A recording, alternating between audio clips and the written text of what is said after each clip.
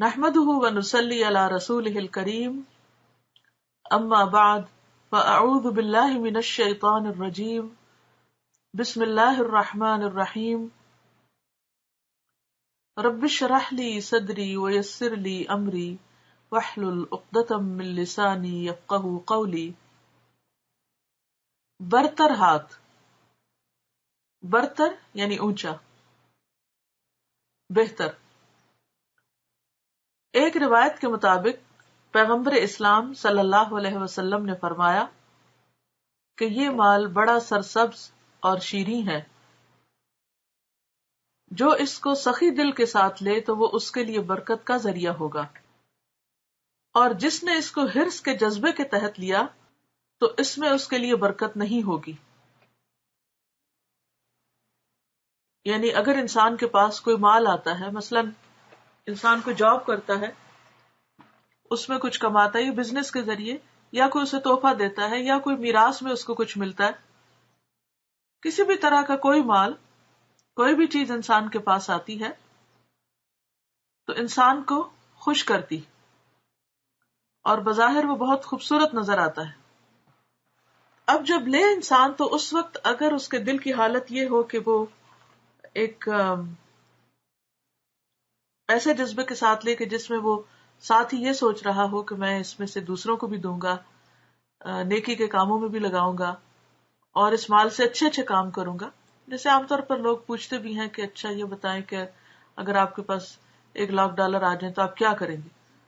تو مختلف لوگ اپنے اپنی سوچ اور اپنے ٹیسٹ کے مطابق بتاتے ہیں کہ اچھا کوئی کہے گا میں گاڑی خریدوں گا، کوئی کہے گا کہ میں ہالیڈے پہ جاؤں گا، کوئی کچھ. ہو سکتا ہے کوئی یہ سوچے کہ میں اللہ کے راستے میں خرچ کروں گا، اس میں سے اتنا فلاں کو دوں گا، اتنا اپنے کسی رشتے دار کی مدد کروں گا. تو ہر ایک اپنی اپنی سوچ اور ذہن کے مطابق اس کے بارے میں فیصلہ کرتا ہے. تو بات یہ کہ جب انسان کے پاس مال آئے تو انسان اگر یہ جذبہ رکھے کہ میں اس مال کو خود بھی استعمال کروں گا اور اوروں پر بھی خرچ کروں گا، تو اس شخص کے لیے وہ مال جو ہے وہ برکت کا ذریعہ ہوگا. اور جس نے اس کو حرص کے جذبے کے تحت لیا، یعنی لالچ کے ساتھ لیا، تو اس میں اس کے لیے برکت نہیں ہوگی.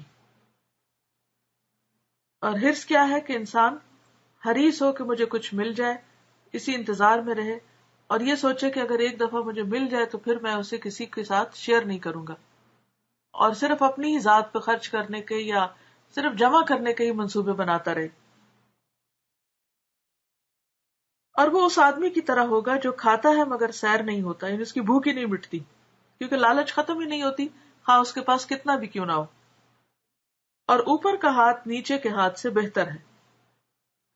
ان ھذا المال خضر حلو فمن اخذه بسخاوة نفس بورك له فيه ومن اخذه باشراف نفس لم يبارك له فيه وكان كالذي يأكل ولا يشبع واليد العليا خير من اليد السفلى.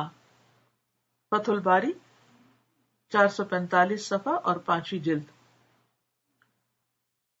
معنی اس کا وہی ہے جو اوپر گزر چکا ہے. اوپر کا ہاتھ نیچے کے ہاتھ سے بہتر ہے. اس کا مطلب یہ ہے کہ پانے والے کے مقابلے میں دینے والے کا درجہ زیادہ ہے. اسلام ہر آدمی کے اندر یہ اسپرٹ ابھارتا ہے کہ وہ جس سماج میں ہو وہاں وہ اس طرح رہے کہ اس کے ذریعے سے دوسروں کو کچھ نہ کچھ مل رہا ہو، یعنی ان کی ذات سے کوئی نہ کوئی فائدہ پہنچتا رہے. دوسروں سے لے کر جینے کا طریقہ اسلام میں پسندیدہ نہیں.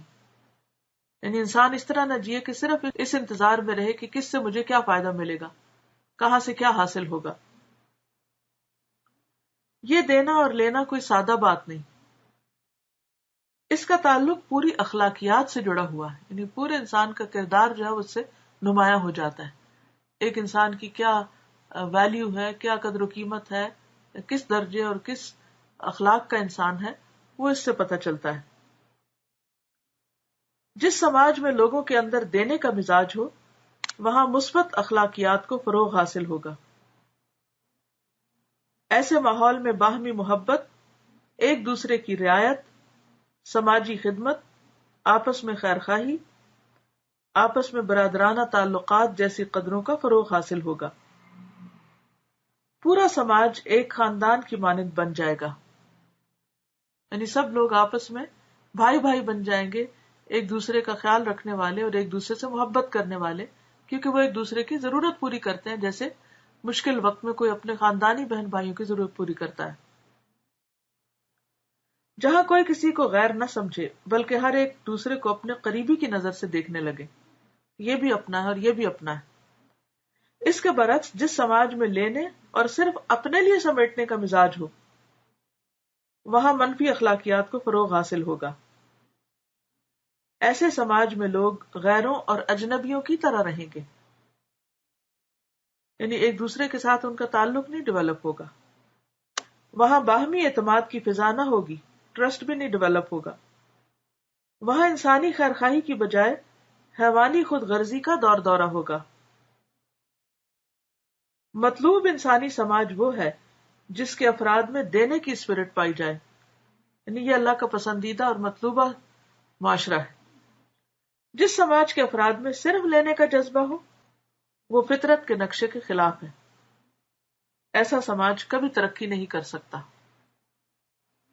تو اس سے کیا پتہ چلتا ہے کہ ہم سب کو دینے والا بن جانا چاہیے، اور ظاہر اگر ہم دیں گے تو ہمیں ملے گا بھی، اور اگر ملے تو اسے لالچ کے ساتھ نہ لیں،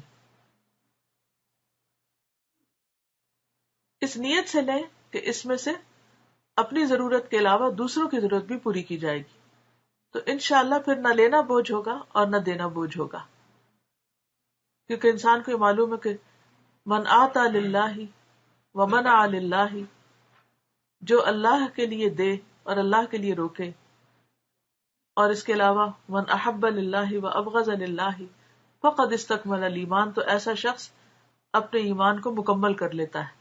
تو اللہ تعالیٰ سے دعا ہے کہ اللہ ہمارے ایمان کو مکمل کر دے۔ وآخر دعوانا ان الحمد للہ رب العالمین، والسلام علیکم ورحمۃ اللہ وبرکاتہ۔